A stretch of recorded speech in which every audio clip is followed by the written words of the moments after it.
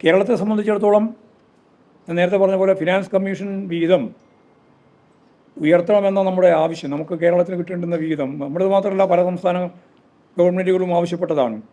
നമുക്കിപ്പോഴും വിഹിതത്തിൻ്റെ ഭാഗം 41% തരുന്നത്. അത് മുമ്പ് തന്നെ തുടരുന്നതിൻ്റെ ഭാഗമാണ്, ഒന്നും വർദ്ധിപ്പിച്ചിട്ടില്ല. എല്ലാ ഗവൺമെൻറ്റുകളും സംസ്ഥാന ഗവൺമെൻറ്റുകളും ആവശ്യപ്പെട്ടത് ഈ ഫിനാൻസ് കമ്മീഷൻ വിഹിതം ഉയർത്തണം, 50% വേണം എന്നാണ്. 1% പോലും ഉയർത്തുന്നതിന് വേണ്ടി തയ്യാറായിട്ടില്ല. അതുപോലെ സംസ്ഥാനങ്ങൾക്കുള്ള കേന്ദ്രത്തിൻ്റെ നികുതി വിഹിതത്തിൽ എങ്ങനെയാണ് എന്ന് നമുക്ക് നോക്കിയാൽ UPക്ക് 17.62%, കേരളത്തിന് 2.38%. ഇതാണ് നില. ബീഹാറിൽ 9.9%. കേരളത്തേക്കാൾ ജനസംഖ്യ കുറവായ സംസ്ഥാനങ്ങൾക്ക് കേരളത്തേക്കാൾ വിഹിതമുണ്ട്. കേരളത്തിന് 2.38%, അത് 3.9% വരെ മുമ്പുണ്ടായിരുന്നതാണ്. അതാണ് കുറച്ച് ഇപ്പോൾ 2.38 എത്തിയത്. കഴിഞ്ഞ പ്രാവശ്യം ഇതിനേക്കാളും കുറവായിരുന്നു. ഇപ്പോഴും 2.38% എത്തിയിരിക്കുന്നു. സെസ്സും സർചാർജ് ഉൾപ്പെടെയുള്ള കാര്യങ്ങളെല്ലാം കേന്ദ്ര ഗവൺമെൻറ്റിൻ്റെ തന്നെ ഭാഗമായിട്ട് മാറ്റുകയാണ്. അതിൻ്റെ ഒരു വിഹിതവും കേരളത്തിന് നൽകില്ല എന്നാണ് ഇപ്പോഴും കൃത്യമായിട്ട് പറഞ്ഞിട്ടുള്ളത്.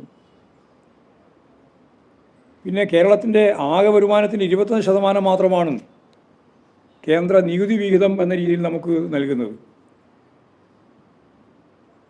ഗ്രാൻറ്റുകൾ 75% ഉൾപ്പെടെയാണ് മുമ്പ് നമുക്ക് അനുകൂലമായിട്ട് തന്നിരുന്നത്.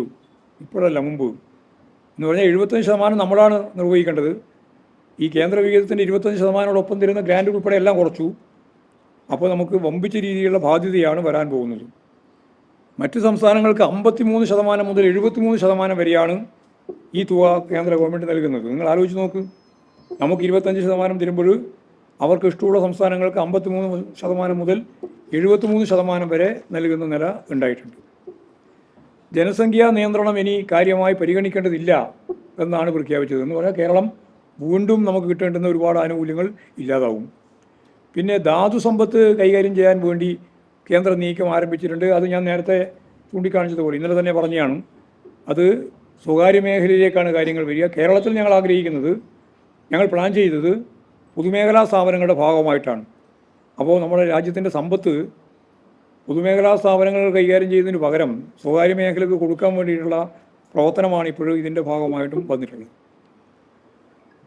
നമ്മൾ നിരന്തരം ഞാൻ നേരത്തെ പറഞ്ഞ പോലെ 29 കാര്യങ്ങൾ നമ്മൾ ആവശ്യപ്പെട്ടിരുന്നു. എയിംസ് ഉണ്ട്, അതിവേഗ റെയിൽപാതയുണ്ട്, വിഴിഞ്ഞം തുറമുഖ വികസനത്തിന് ആവശ്യമുള്ള പാക്കേജ് ഉണ്ട്, നമ്മുടെ ചൂരൽമല വയനാട് ദുരന്തത്തിൻ്റെ ഭാഗമായിട്ടുള്ള ആനുകൂല്യമുണ്ട്. ഒന്നും തരാൻ അവർ കൂട്ടാക്കിയിട്ടില്ല എന്നുള്ളതാണ്. പിന്നെ തലശ്ശേരി, മൈസൂർ, കാഞ്ഞങ്ങാട്, കാണിപ്പയ്യൂർ റെയിൽപാത, അതുപോലെ നിലമ്പൂർ, അഞ്ചങ്കോട് റെയിൽപാത, ഇതൊന്നും ഇതിൻ്റെ ഭാഗമായിട്ട് ഉൾപ്പെടുത്താൻ കൂട്ടാക്കിയിട്ടില്ല. ഇതാണ് പൊതുവെയുള്ള രീതി.